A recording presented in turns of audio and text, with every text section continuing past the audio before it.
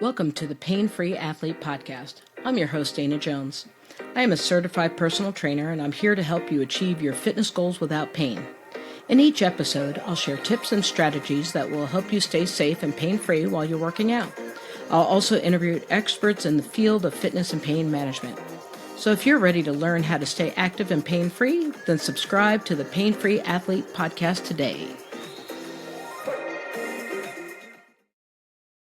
Hi, everyone, and welcome to the Pain-Free Athlete Podcast. I'm your host, Dana Jones, and today I am joined by a special guest, Thomas Olsen.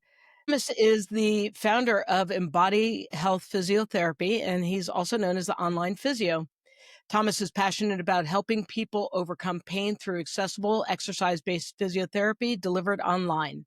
He's here to share his approach to long-term recovery and how athletes can take control of their movement and health. Welcome to the show, Thomas. How are you? I'm doing well. How are you? I'm doing great. So why online physio, and what do you do that's different than anybody else with Embodied Health? Yeah. So I started off doing kind of your regular in-person physiotherapy, which is what we all know, what we all kind of see and do. And when I was doing it, I had this feeling that it was quite expensive. Like lots of people would tell me that physio was quite expensive, and it was kind of seen as a luxury that you could do as long as you've got everything else sorted. I'm also with my physio and kind of all my other stuff as well. I I like research. So if it's research backed, then I like it. I try to take out most of my own biases by just kind of siding with the research. And over COVID, they did lots of kind of studies, lots of tests to see whether online physio worked, because that was really the only option for a lot of people. And since then, heaps and heaps and heaps of studies. And what they've actually found is online physio for the majority of conditions will work with the same effectiveness as kind of in-person physio in the long term. So that kind of got me to thinking that if I could start that, I don't have to pay for the upkeep of like rent, don't have to pay for all the equipment, and therefore I can keep my costs down, which means I can also give the same quality physiotherapy for an affordable price. And the main thing that I really want to do is make physio a necessity, that people like, oh, something sore, I need to go see a physio to get rid of it super quickly, rather than the luxury that people are kind of feeling like it is at the moment, because that generally means you wait a bit longer and your pain lasts longer, and then it's much more difficult to get rid of. But yeah. And I know for us, especially in the United States, physiotherapy is kind of a thing that you get assigned to after the doctor has done all the scans and any other type of examination, and then they assign you whatever it may be, 6 visits to the physical therapist, and then that's it. Is that the same for you? Or are you getting people that are post-operative or post-injury, or you're getting them from all different aspects? So in Australia, it's a little bit different. You get them from just a number of different things. People can just come in themselves without having seen a doctor at all. You will get people who have seen a doctor. You will get people who have seen a specialist and come in with scans. It's just any number of people. So it's just a lot of different kind of ways that we can get people in, and a lot of different information that the person might have before they come to see us as well. So you have obviously all kinds of different patients. Do you tailor exercise programs for each one of those different types of patients? Or do you have, again, and it's probably a bad comparison, like here you get a packet. Yeah, You okay. have a back injury. Here you go. Here's the back injury packet of the exercises that you do. How do you make it more customized to increase, the likelihood of them actually following through and doing the exercises? Yeah, okay. No, we don't do packets. So I'll see somebody, they'll come in, a whole kind of range of factors come into it. So you've got firstly what the injury is, sometimes the age of the person, how much exercise they've done in the past, what they like, what they don't like, what makes their injury worse, what makes it better. And then you've got other kind of factors around there, like smoking status, things like that, medical history. And all of that kind of gives us an understanding of exactly what it is and how we can get it better. So let's say low back pain, kind of a common one that I see when people come to see me is they will have pain that they get a lot with either heaps in the morning, or they get it a lot when they're sitting down. That's super common, probably the most common thing that we see. So lots of the time that gets better once they get up, start moving. But because they're in quite a bit of pain, your first instinct is generally not to move. You want to rest it, you want to make sure it's stable, and you want to make sure it's safe, I guess. But for the most part, for those people, movement's going to be really, really good for their pain. So what we'll do there is we'll start off with a few movement-based exercises, and then depending on how it progresses, we'll often then increase the loading kind of later on down the track, get them back used to kind of lifting things up in a way that is going to be perfect for them and with the aim to kind of keep their pain away. Fantastic. The specialized, you're actually listening to your clients. And I guess that's a little side question. I know that we're here are really focused on probably getting people in, getting people out. How is your approach different in terms of how much time do you spend with your clients so that they feel like they're being heard? Yeah, so in my initial appointments, I like to make them a bit longer. Generally for when I worked in kind of in-person physiotherapy, we do kind of 30-minute appointments. For online, just because sometimes technologically there's a few things to get past. Plus, you really want to make sure that, yeah, as you said, you're hearing the person, you're figuring out exactly what is going on with them, so you know exactly how to get them better. So my first initial appointments will generally be about 40 minutes long, and I've had a few just recently, which have gone about an hour. So if the person needs that bit of extra time, then I'm happy enough to give that bit of extra time. Following that, the appointments are about, for the follow-up appointments, they're about 15 to 20 minutes because we've kind of gone through the entire talking portion. We don't need any kind of things to fill the time. So we're not doing any kind of manual therapy, no massage, obviously, because it's on a computer. So we can kind of get straight into the things that are really going to help you long term. And we don't need as much time. I'll take a look at your exercises. I'll let you know what needs to change, or if you're doing your exercises correctly, or if we need to change completely from that because it's not seeming to be working. But you can usually do that a little bit quicker. How do you prepare people for scans or scan results? Because I know that sometimes it's difficult for people because they hear things, bone on bone or degenerative disc disease, and they feel like their lives are over. And I know that could probably make your job a little challenging. How do you prepare your clients for that information? Yeah, so it's definitely that can be a challenge, especially if somebody has come in with scans already that sometimes doctors aren't the best at explaining them, or whoever they've gotten their scans from. They kind of give them a sheet of paper, they read all their results, they look up their results on Google, and then they go crazy about, oh, this is really bad, this is really bad. Everyone thinks of disc bulges or arthritis as things that are super bad and mean that you will have pain for a long time. Mhm. But in reality, bulges, arthritis, super, super common.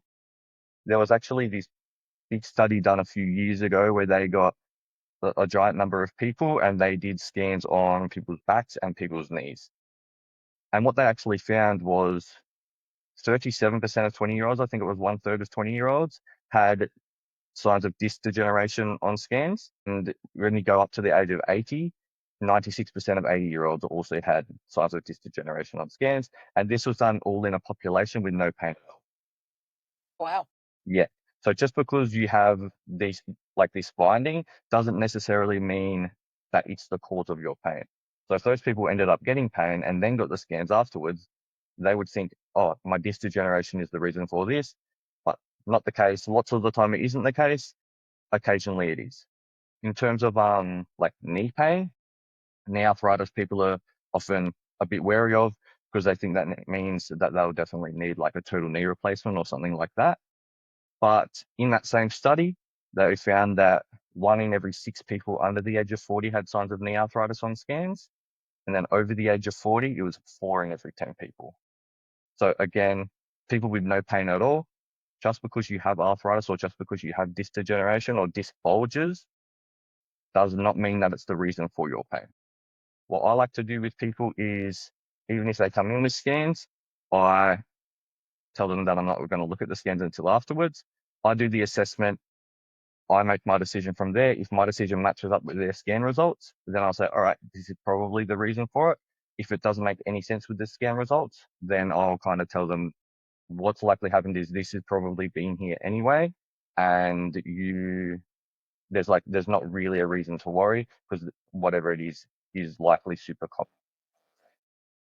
I know there's been some studies in the past where people's pain, especially chronic pain, was not matched with their scans. I believe they had two different groups and everybody had some kind of disc degeneration or whatever.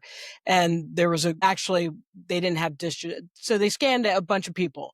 Half the people had nothing on their scans and chronic pain, and then the other half had all kinds of things on their scans and then had no pain. And so there's a huge mind body push, especially here in the United States, because now back pain has become the leading cause of disability and claims as well as staying out of work. And are you seeing the same thing in Australia in terms of I know like for us in the 80s, it was like ulcers was a big thing. And then I can't remember what was later, but now it's back pain. It seems that that's the one that's taking everybody out. Are you seeing the same kind of trend there? So number one cause of disability in the world, Australia and America, it's also right at the top. It's super, super common. Physios generally are very good at getting rid of acute back pain. So someone comes in, they've just hurt their back, we can generally get rid of it relatively quickly. Lots of the time it can go away on its own super quickly as well. Its recurrence rate is what at the moment is probably in healthcare difficult to reduce. So people, once you've hurt your back once, it's more likely you're going to hurt your back again. And it seems to happen at a relatively high rate. And then you've also got, chronic pain as well, which lots of the time we see chronic pain doesn't match up to scan results because there's usually lots and lots of factors going on. When you have pain for such a long time and when you have high levels of pain for a long time, there's going to be increased stress. There's the link with lack of sleep. So insomnia, other kind of sleep issues. There is lots of research done that shows people with insomnia are far more likely to have chronic pain and vice versa. So sleep is probably a gigantic one, which is, while it's difficult to change, there are ways to change it. So just kind of improving sleep hygiene, which is stuff that I talk about with people as well, which is a really big one, is going to bed and waking up at the same time every day. So that is just really to kind of get your body clock used to when it goes to sleep, when it wakes up. You need to get your deep sleep. You need to get your rapid eye movement sleep, which is where you're doing your dreaming. And both of those are working on different things in terms of like memories. Where your rapid eye movement sleep, they seem to find has a great correlation with people who have good memory if you're getting enough of that sleep. And then your deep sleep is getting enough rest, so your body, you wake up and you feel all right as well. They're all quite important, and it's something that physios are working on, but at the moment it's a little bit of a struggle. But there was actually this study also done relatively recently, which shows that it doesn't necessarily have to be complicated. Lots of people try to complicate things. Not sure why. They're trying to figure out new ways to do things, but lots of times the basics really work. So this study that there was, I can't remember exactly when it was within the last few years. It did, one group was a walking group. So physio led, they did a walking program where they built up over 6 months to 30 minutes a day, 5 days a week. So they didn't start immediately at that because that would have been a massive increase in activity. But then the other group had kind of massage, joint mobilizations, exercises which were likely core strengthening exercises and things like that. And they actually found that the walking group had pretty much double the time between recurrence rate of activity limiting low back pain. So something where you couldn't do some activity for whatever reason compared to the kind of regular physiotherapy group, which most of them like got rid of pain initially, but I think it was 208 days for the walking group between activity limiting low back pain versus 113 days for the kind of regular physiotherapy group, Wow. which, which kind of just shows even more that it doesn't have to be complicated. Just if you can get up, get moving, get walking, a lot of the time it is going to help. Just your body, we were made to move. We weren't made to sit at desks all day, every day in the dark. The body wants to get up and move. And so something as simple as doing that for the right people can really help them. Yeah. Well, I've seen that in the period of time that I've been a fitness coach, that people, they used to have the surgeries, hip replacement, whatever it may be, and then they would lay around because they didn't want them either to fall again or whatever the case was. They just didn't want them to move. And now it seems as soon as the surgery is done and they figure you're stable, then they want you to take a lap and they want you to start moving, because movement is a way of healing, but a lot of us just don't realize that because I think we're stuck between medical philosophies in terms of where we need to head so that we recover faster. Walking after a surgical procedure, I mean, you're clearing your body of all the toxins that kind of get pumped into you so that you can tolerate the procedure in the first place. And then you're also getting rid of all the cells that were damaged during the surgery or damaged prior to surgery, and allowing your body to just kind of do its thing. I mean, we're pretty remarkable in how we can heal, and it's a wonderful thing to be able to move. But, still there's a lot of people that don't do a lot of moving, and it definitely, I'm sure it affects how they perceive pain. I'm sure it affects how they recover from procedures or injuries. So what are you doing for people? Because you're online. So how do you pass on, new information, innovative techniques in terms of dealing with like pain assessments and treatments? Yeah. So as I was saying before, you don't need like heaps of innovative techniques. Most of the information that we get is actually from the talking portion of the physio assessment, really. So exactly the same as in person versus online. After kind of I get all the information from you, injury, all that stuff I talked about before, what makes it better, what makes it worse, then we'll have quite a good idea of what I think is going on. At that point, we will move into the kind of physical assessment portion, which is obviously where things change a little bit.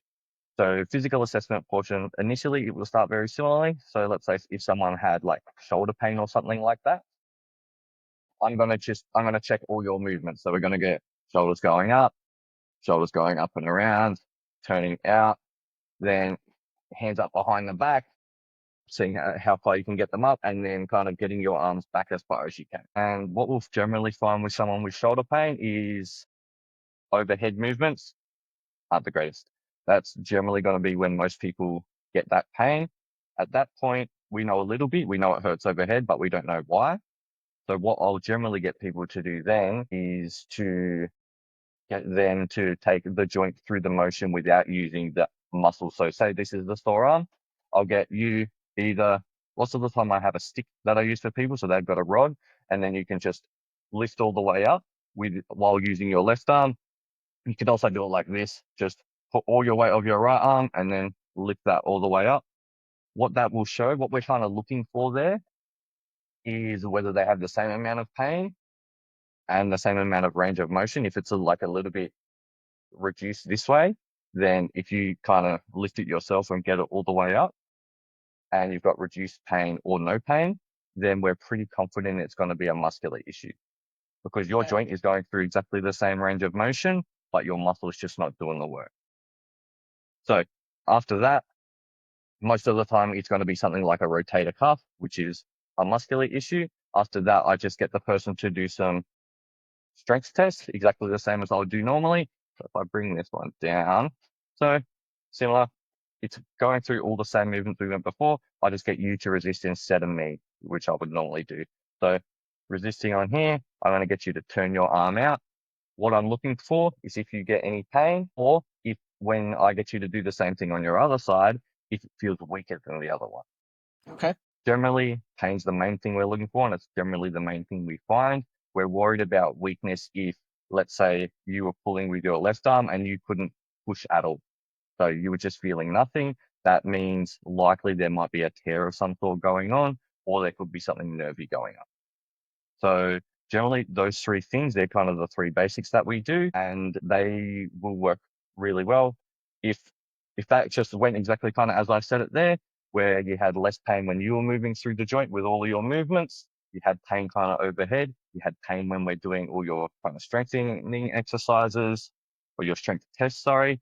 Then it's likely going to be some type of rotator cuff injury. What we need to do there is strengthen the muscle. So we need to strengthen the muscle and activate the muscle and then get it moving through range. With all of our kind of treatment stuff, a little bit of pain is generally all right. Lots of people can get a bit scared or a bit wary of pain. But what I generally like to tell people is as long as your pain stays around a 3 out of 10 or below, we're happy. If it goes above that, or if it hurts for say 10 to 15 minutes afterwards, then that's a bit too much. So push a little bit softer. Initially, we'll start with kind of nice, easy exercises like that, isometric. Then we'll get some whatever you've got at home, whether it's kind of bags of shopping where you can kind of lift them up, work the muscle through a bit of range as well. So most of what I do is going to be educating people around what their condition is, advising them on things that they either need to do more or things that they need to do less if they're irritating it a little bit. And then we'll go through some movement exercises. We'll go through some kind of strengthening exercises to really get that muscle doing exactly what we want, and their pain will reduce there. But yeah. I was going to ask you because you brought it up because you were talking about bands or possibly isometrics. Is there any equipment that is required for people to either purchase, or are you just using whatever they may have around their house? Yeah, so most of the time I'm using whatever they've got around their house. If there is kind of specialized stuff that they need, let's say somebody's done something to their ankle and they need like a walking boot, then generally kind of I'll sort that out and then I'll just send the walking boot to them, and which they pay for in that case. But most of the time you can find stuff around the house. Weights are just, it's not like weights or anything fancy, it's just weight, literally. So if I can find something else that gives you the same amount of weight, it's going to work exactly the same.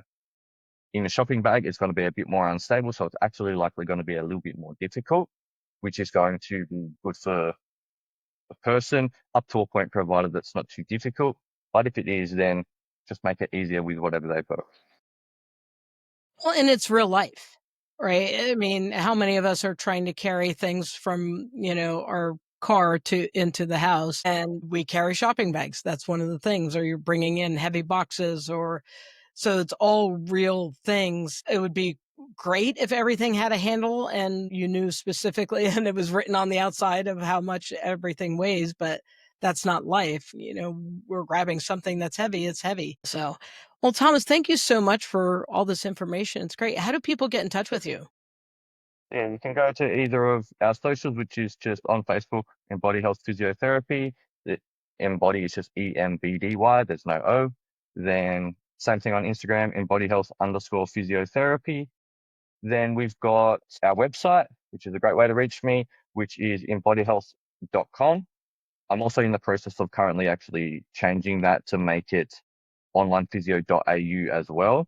So it's going to change a little bit, but we just haven't made that process yet. Okay. Well, we'll make sure we put all the links in the show notes. Thank you so much for joining us. Perfect. Thank you, Dana.